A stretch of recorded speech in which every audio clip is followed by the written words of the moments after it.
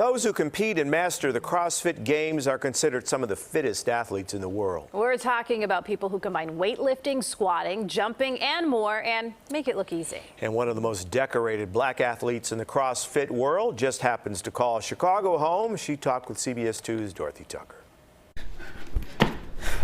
Elisabeth Akinwale, a poster child for the elite athlete. What's the most you can lift? My PR ever would be like 250. PR, personal record, and hers is impressive.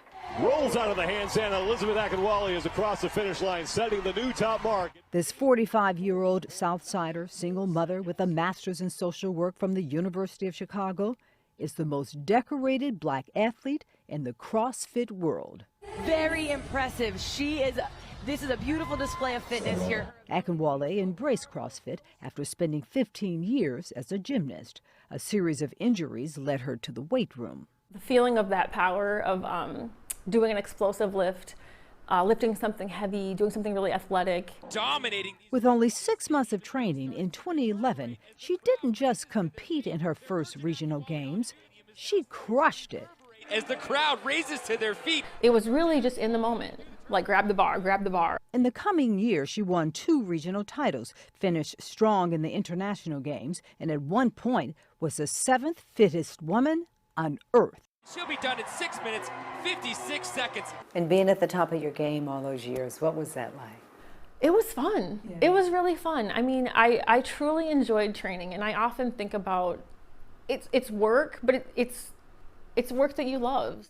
But it's a love she didn't share with many black women. Why don't we see more black women in this space? If you look in a space and you don't see yourself reflected, you're not going to be as apt to like, oh, I might want to try that. And this didn't help. In 2020, the then CEO of CrossFit, Greg Glassman, posted this tweet. He was accused of making light of both the pandemic and the killing of George Floyd. He eventually apologized, but Akinwale wanted to see more. During that whole Black Lives Matter movement of 2020, that was a perfect opportunity to start digging in. What is happening in our spaces that's leaving folks with a bad taste in their mouth or with feeling like it's not welcoming? Akinwale tried to address the issue by opening up a gym in Hyde Park. When we're beginning our workout, we want to keep the stretches more dynamic. It eventually closed, but she still offers personal training. No other athlete has done that. And she hopes her achievements in the sport will encourage other black women to try it. Anything we want to do, we can do it.